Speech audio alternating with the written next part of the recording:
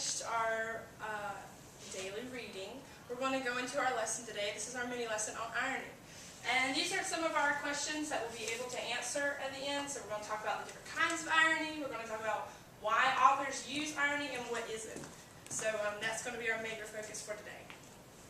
Okay, so to begin with, get out a scratch sheet of paper and we're going to do a quick free write on what experiences you've had with irony and this literary technique. So what do you think irony is in your own words? Doesn't have to be perfect, doesn't have to be an exact definition, just whatever you think it is. How familiar are you with it? Have you seen it recently? And when did you first learn it about irony? How old were you? What were your initial experiences? I'll give you about a minute or so to do that.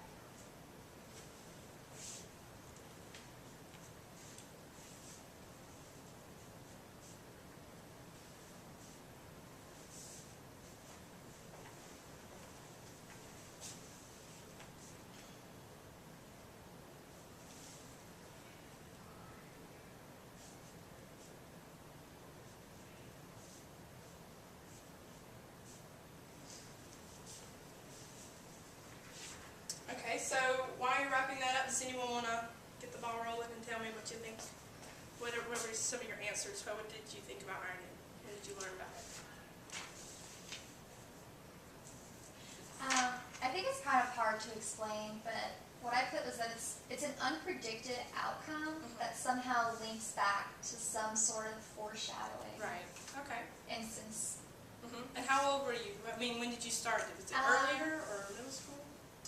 It's probably later middle school. I mean, the example that I put was we're reading a novel called Stepping on the Cracks in my classroom, and it's set during World War II, and the opening scene is the kids are sitting there playing Monopoly. So I just thought it was ironic that they're playing a game having to deal with money when they're just coming out of, the Depression and dealing with rationing food and scarcity of money. So like you said, irony is somewhat of you have to be at a certain age maybe to grasp the concept. Did any of you have similar experiences? Yes. Yeah, I just remember learning about dramatic irony when I was probably in 8th grade. Because my teacher just took us through a lesson where some play that she showed us, how the reader knew, but we didn't know. So you remember dramatic irony. Okay, good. So today we're going to do, we're going to do a short, we're going to have skeleton notes on what is irony. So, just really short. And then we're going to go into detail about what irony is. So, obviously you have some blanks on your sheet. So the first slide is, what is irony? And it's kind of like what Melissa said. It's a contrast between what you think is going to happen or what someone's going to say and what actually takes place. So it's kind of a juxtaposition of you expect something to happen and maybe it's the opposite, or something didn't quite add up the way you thought it would be. And there are 3 types of irony, and Amy touched on dramatic irony. So situational irony is basically a discrepancy between what you think is going to happen and what actually takes place. And most of the time when you hear someone say, well, that's ironic, or that was an ironic event, that's kind of that's the most popular definition of something that happens. Amy touched on dramatic irony, and that's when something in a narrative or a play, you know something that another character does not. And so we're going to have examples at the end, so we'll go into more detail. And then verbal irony is basically, it's kind of confused with sarcasm sometimes. It's, you say something but you mean the opposite. Like, break a leg for a actor. You don't actually mean that. It's kind of a figure of speech. But verbal irony is something that means the opposite. And we'll go at the end and I'll make sure you have everything. So why is irony used? Basically, irony, like any other literary element or technique, is used to enhance the writing. So it gains interest, it makes the reader more interested in what you're reading. It could be humorous or it could be sad, but it's something that gets you interested. It's to capture your attention, so it's just not one-dimensional. It kind of adds another element. So it brings dimension to the text, it enhances the narrative, and it could add humor or intrigue to the story to make the reader enjoy the text more. So does everyone have all of the blanks? I am missing the last one. I missed the first one. Contrast.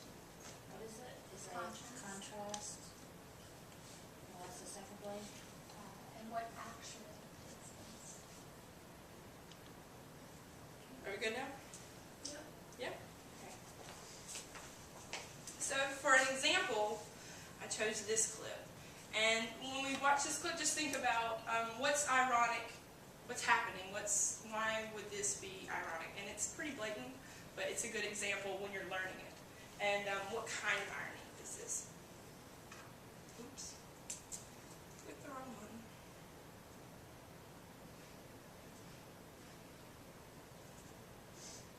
And you might have seen it. Okay. With that, I mean, they usually wear a wig. Hey, you fixed me up with a bald one.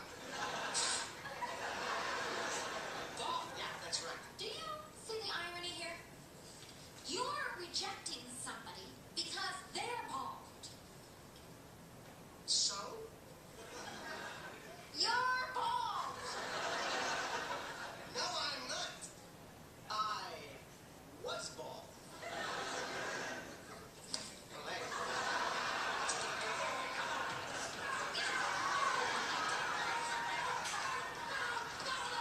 I don't like this thing! And here's what I'm doing with it!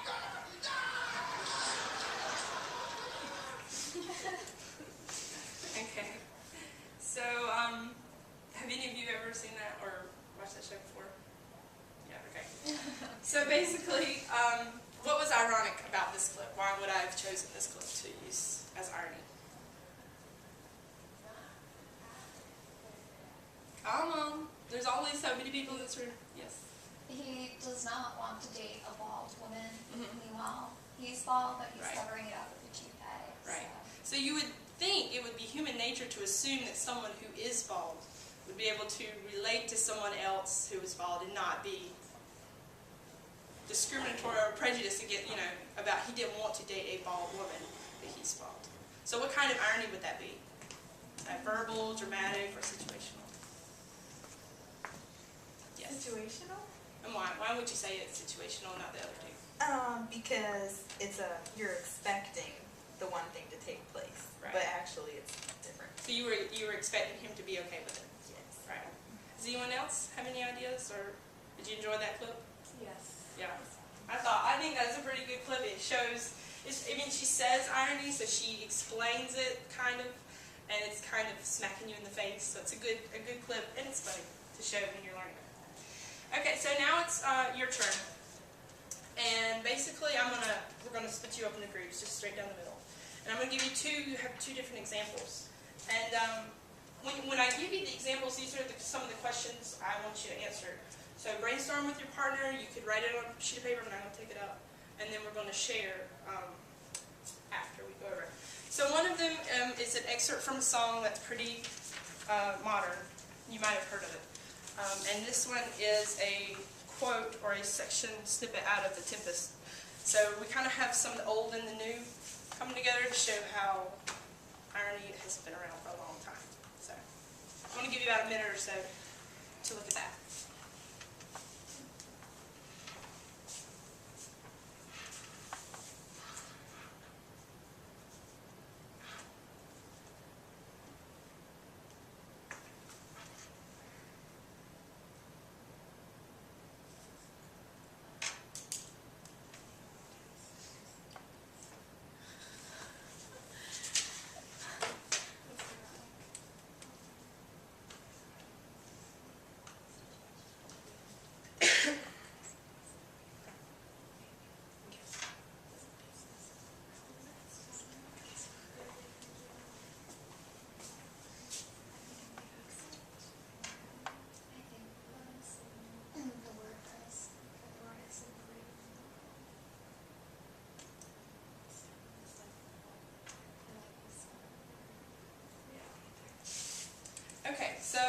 let's come back and we'll start with the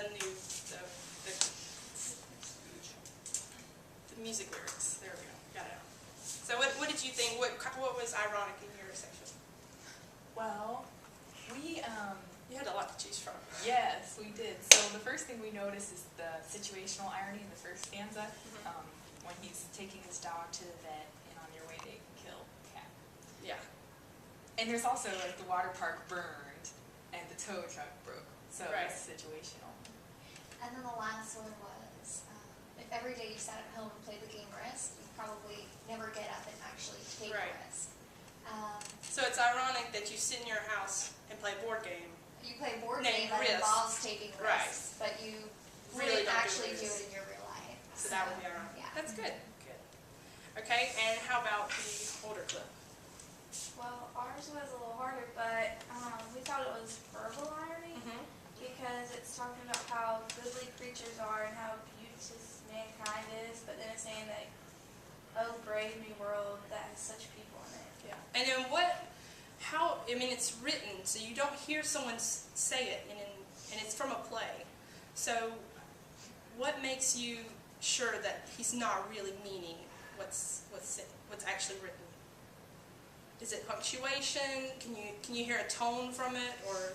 It seems kind of sarcastic. It's like, oh wonder, exclamation point. And he seems to add a whole bunch of additives and was it goodly creatures. He seems to make it more than what it should be. So it seems like he's going over the top. Yeah. And more ironic. Right, because he's saying one thing, but he means the other, which is verbal irony. Okay, good.